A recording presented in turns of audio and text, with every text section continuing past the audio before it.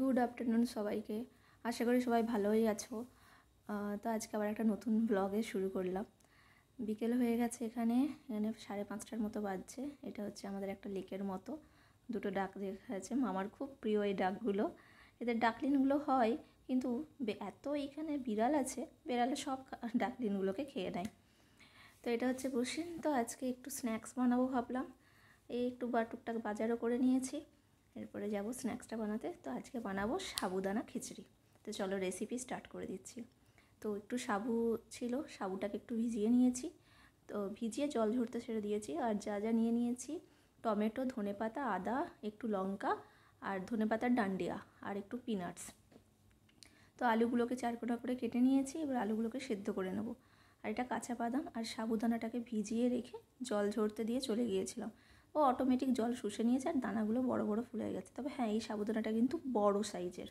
তো আলুটা সিদ্ধ করা হয়ে গেছে, এরপরে স্টার্ট করছি।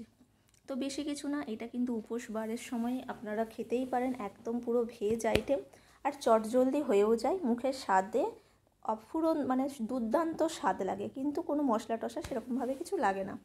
একদম ইজি রেসিপি, ইজি প্রসেস। তো জেনারেলি আমি এই ফ্রাইং প্যানটা ইউজ করি না, কারণ এই কালো কোটিংটা আছে। তো আজকে যেহেতু আমার মেয়ে খাবে না এটা, তো সেই জন্য আমি এটা ইউজ করছি।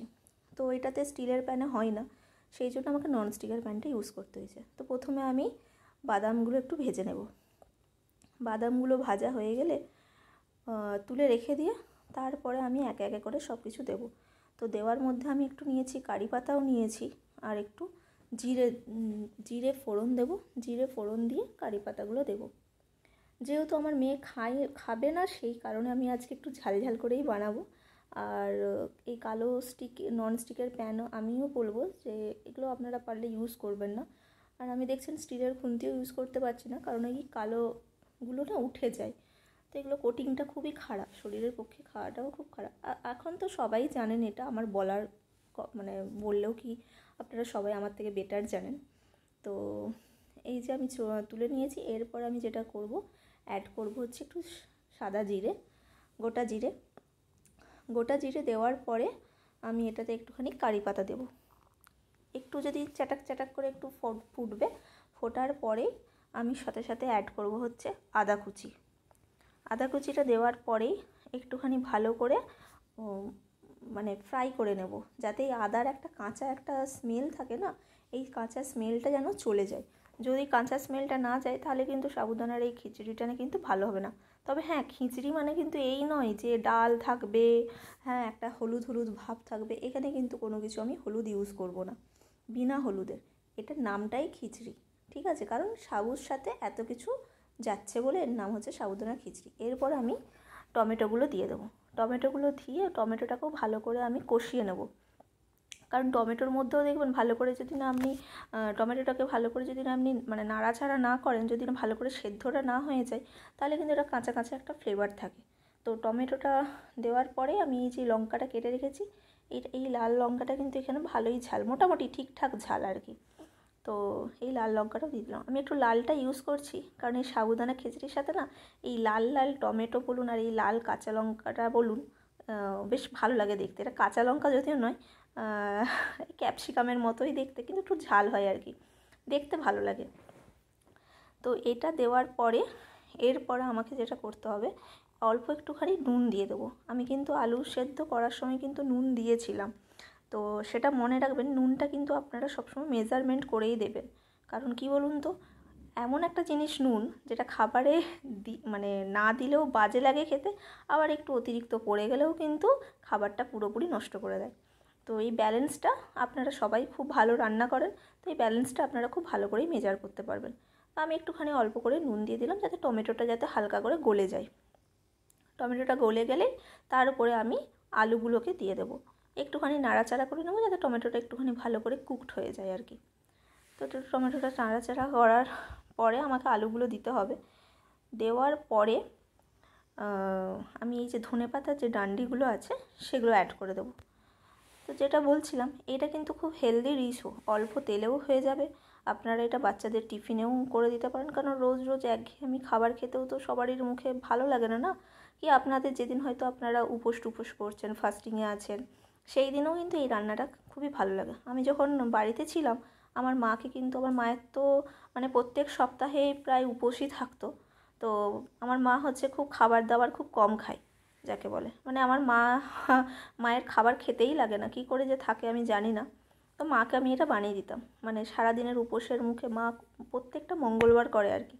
তো ওই মঙ্গলবারের দিনে মাকে আমি এটা বানিয়ে দিতাম, মায়ের ভালো লাগতো খেতে, আর সাথে আমিও একটু খেয়ে নিতাম।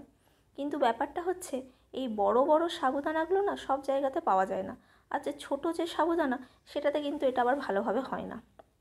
কারণ যখনই আপনি জল ঝরিয়ে ফোলা ব্যাপারটা থাকে না, যখনই আপনি এটা প্যানে ডালবেন তখনই কিন্তু এটা আপনার গলে পুরো পাক হয়ে যায়।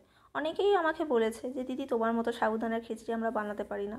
মানে আমি যখন আগেও ইসরায়েলে এসেছিলাম তখন আমি অনেককে সাবুদানার খিচড়ি বানিয়ে খাইয়েছিলাম। তো তারাই আমাকে বলতো যে আমরাও বানাই, কিন্তু আমাদেরটা কিন্তু এরকমভাবে হয় না, তোমারটা বেশ খেতে বেশ খাটাস খাটাস লাগে, মানে একটা খাট্টা মিঠা ভাব থাকে।